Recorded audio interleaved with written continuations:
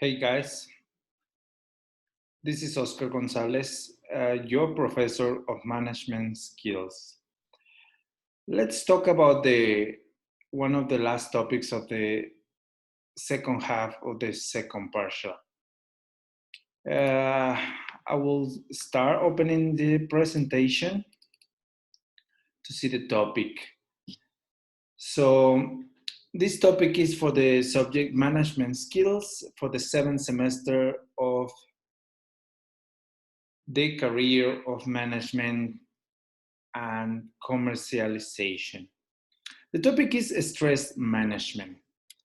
And guys, I would like to start talking about this. Remember the last classes, we've been talking about how time management is so important and actually was one of the causes, okay, that produces stress in any manager or actually in any regular person. So in this case, let's read a little bit about the chronogram, okay? So that's what we're gonna do. We're going to open our chronogram to see what's the topic for today, guys. Okay, so you guys have the chronogram for production, in this case, for the subject. So we are talking the 7 and 8 week. Okay, so that's what we have right here. So without further ado, let's start this topic. So we have here today the major element of stress, okay, and you're supposed to hand in the time management survey. Remember that you did this survey about yourself and how is your style of time management. So the next topic that I want you guys to see, it's about the managing of stress. Actually, this topic. And for this, I would like that you guys go, especially for homework 15, and we will see what are the most important part of how managing stress can make you a better leader, a better manager, and a better CEO. Okay, so let's go and check it out. Okay, so I'm opening, okay, the PDF. You have the book, guys. So remember, it's management skill manual, and we will read a bit about how a study in management of stress has found some important information about the topic. So I'm starting with this, the role of management. Amazingly, a 25-year study of employee surveys revealed that incompetent management is the largest cause of workplace stress. What? Indeed, incompetent management. So what is this? So 3 out of 4 surveys listed employee relationship with the immediate supervisors as the worst aspect of the job. That means that they didn't get along, okay? They didn't get, they had a terrible relationship, okay? The coordinators and the employees, so, or like supervisors and the second level workers. So the research also found some information about the psychology behind it, and they found that the stress not only affects I'm gonna make it a bit bigger this, so how this works, so the idea of the topic is that the stress not only affects the workers negatively, but also produce less viable consequences for managers themselves. In this case, when managers experience stress, they tend to do selectively perceive information and see only what that that which confirms their previous biases. So they tend to believe about their misconceptions of the stuff. You know, when you see a worker and you always think that he's always late, and you imagine, okay, this guy must be late because he's lazy, because he's irresponsible, or you think about any other thing, but you don't really try to find out what is the real reason about it. And that's very, very bad because you, as a manager, you should be able to research and find the best results. So you cannot go with your biases, you know, with your judgment, with your personal feelings. You have to be straight about what you think, and you have to reconsider and be especially very direct about what you want. Another top point that the author is talking about is that you as a manager become very intolerant of ambiguity and demanding of right answers. So what it means this is that you don't really tolerate things that you cannot measure. Okay, so you tend to be working for results, results, results all the time, and you don't stop to think about what is happening that is bringing these bad outcomes, these bad results. So when you become intolerant, you immediately get stressed out and you get mad and you start becoming um, really angry about any situation with your employees. So it's something that you should consider not to do it, of course. Another thing is that you fixate on a single approach to a problem.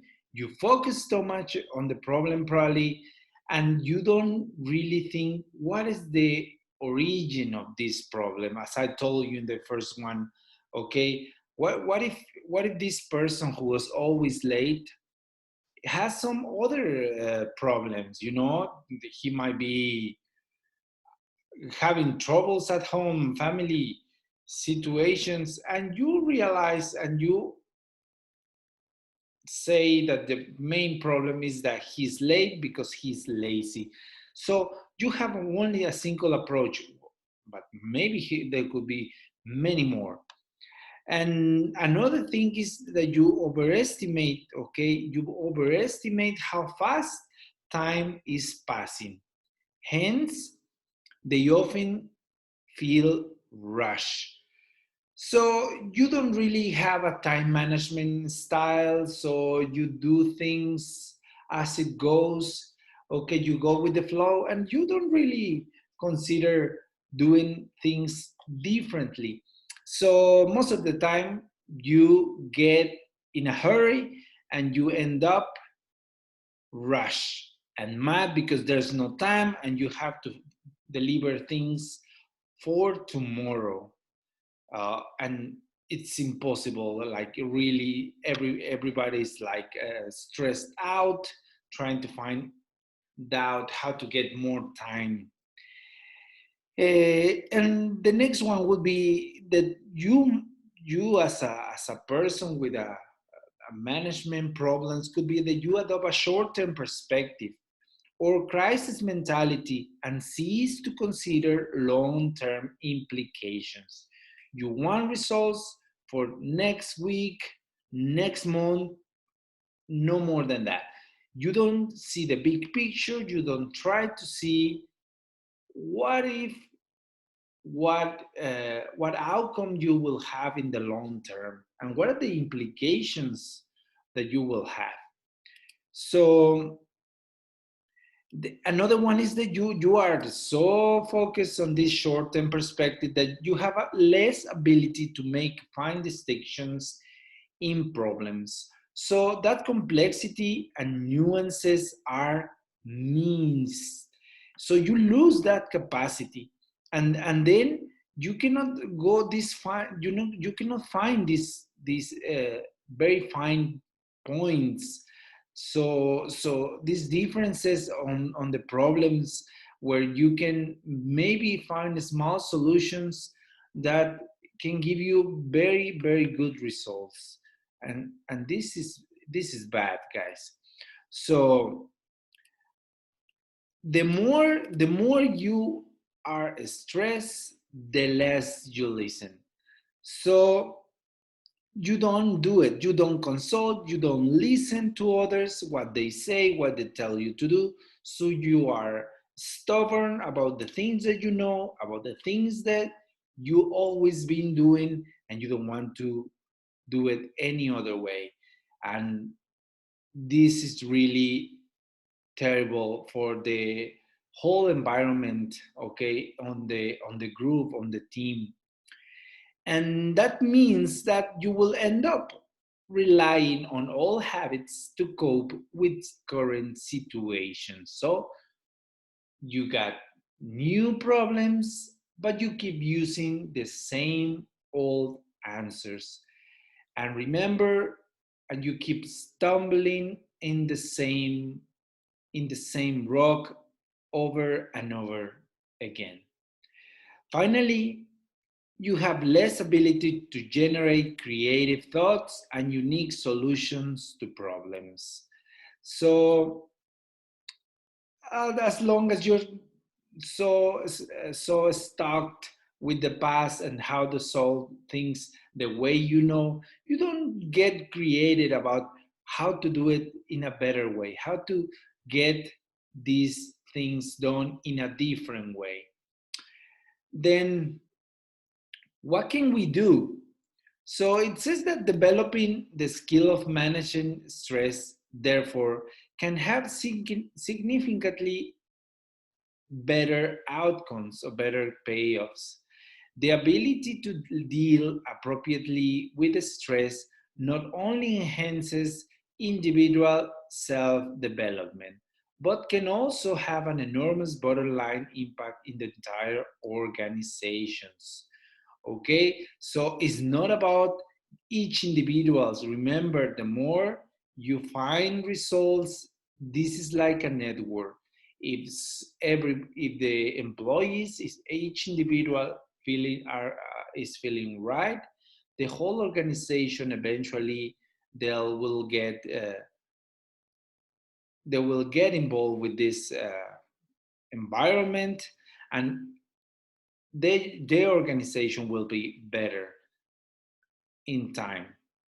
But unfortunately, most of the scientific literature on stress focuses on its consequences. This is bad, right? This is bad. Instead of trying to focus in how to make things better, we are just dealing with the consequences. Too little examines how to cope effectively with the stress, and even less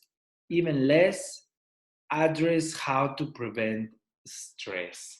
So what can we do, so you have these authors saying this, that you see the consequences, but you don't really know how to prevent the stress.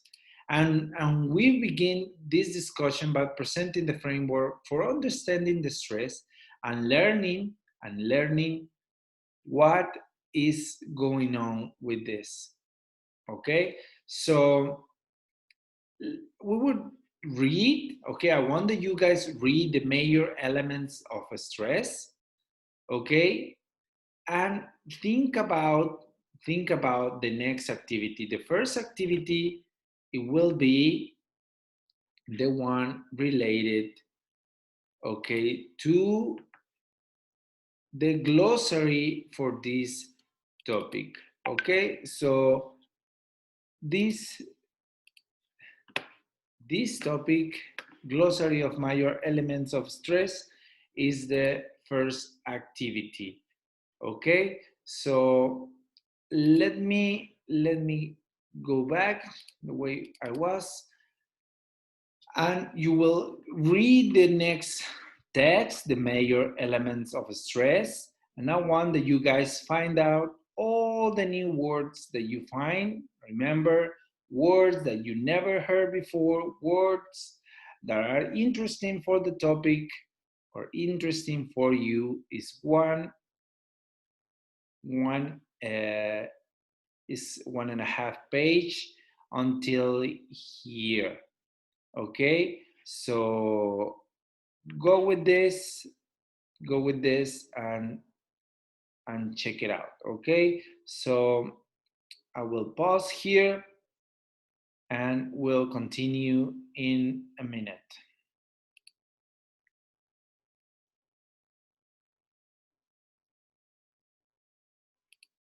Okay, so let's keep up to our next topic.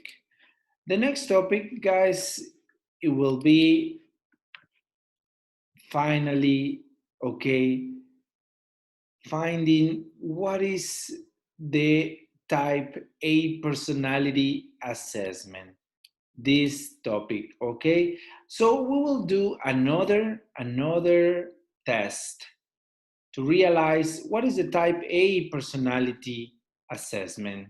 Okay, so for this, let's go again for the book. Let's go to the book. Okay, and let's find out on page, okay, let me find right here the type A personality inventory. Okay, here we are. Here we are. That's right. So these are the instructions, guys. Rate the extent to which each of the following statements is typical of you most of the time.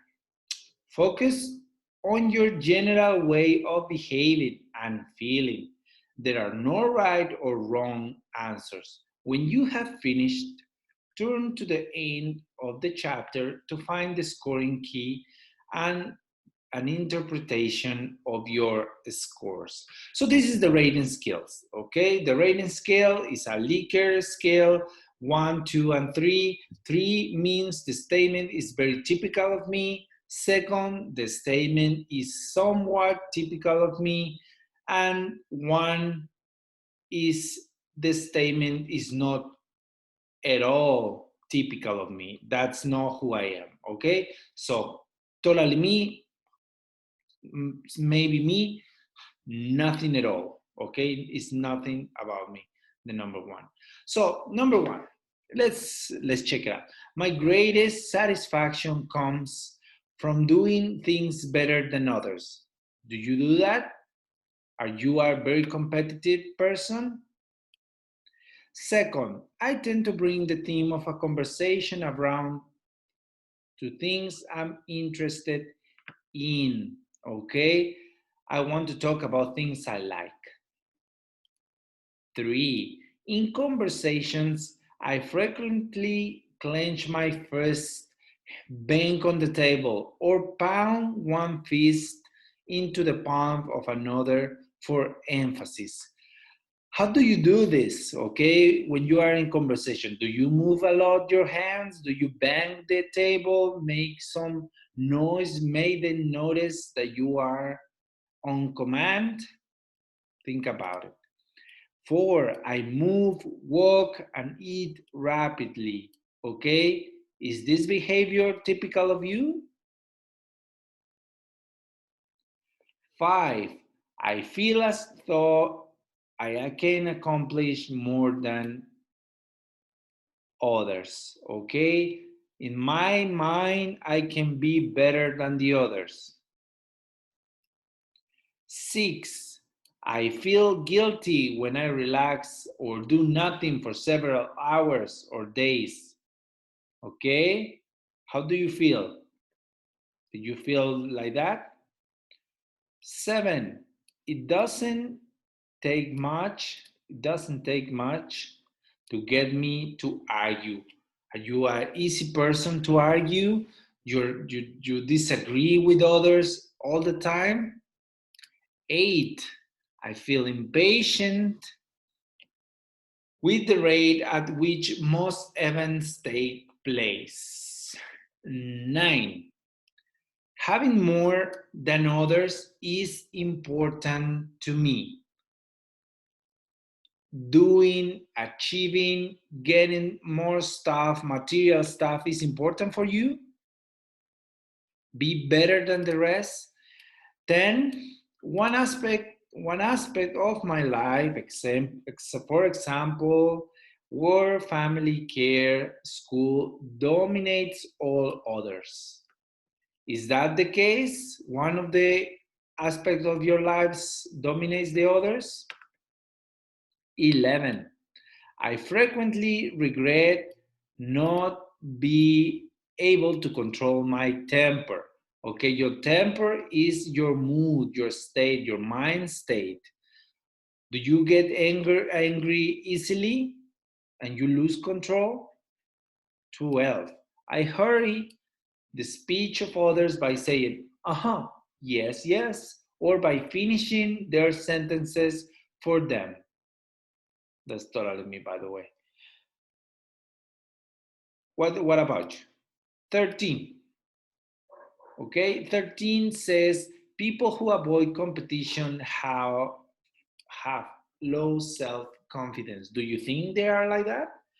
How do you see the other when you see people that they don't compete? 14. To do something well, you have to concentrate on it alone and screen out all distractions. 15.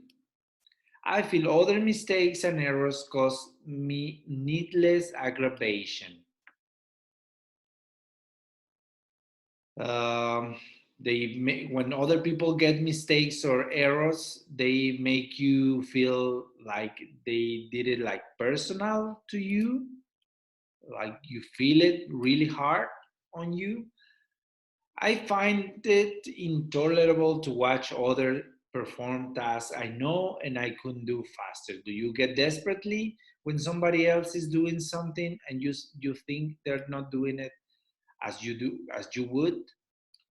17, getting ahead of my job is a major personal goal. Being the first, being the most important person at work is a major goal. 18, I simply don't have enough time to lead a well-balanced life. Exercise, eating well, work, okay, and social life. How can you do it? 19, I take out my frustration with my own imperfections on others. Okay, do you try to judge a lot? Okay, do you skip judging and talking about other person? 20, I frequently try to do 2 or more things simultaneously. Hurry, hurry, hurry. 21, when I encounter a competitive person, I feel a need to challenge him or her. Do you do that? Competitive? 22, I tend to fill out my spare time, your free time, with thoughts and activities related to my work or my school or family care. Do you do that? Like you're doing something, but your mind is somewhere else? 23, I'm frequently upset by the unfairness of life And like you get upset because life is not fair for you or you don't get what you should deserve.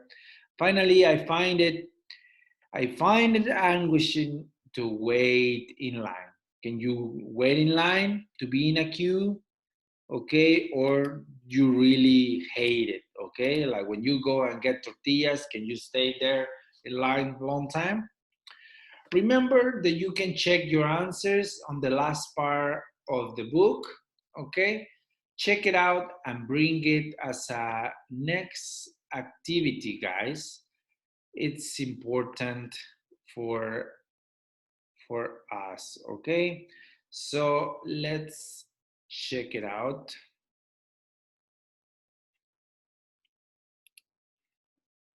The chronogram again. The last part, okay, I want that you guys do the sources of personal stress assessment. Is another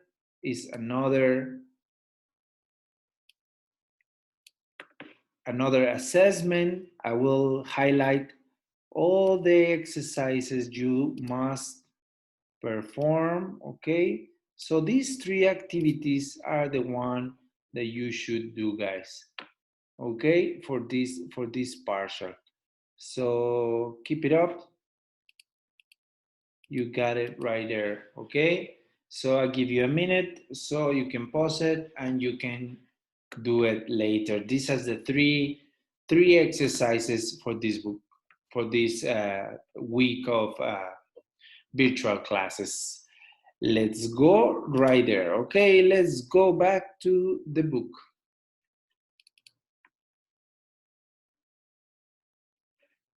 Okay, so sources of personal stress. So we have here the sources of personal stress assessment. This is it. And the goal is to identify the factors that produce the most stress for you right now. What is what is it that creates feelings of stress in your life?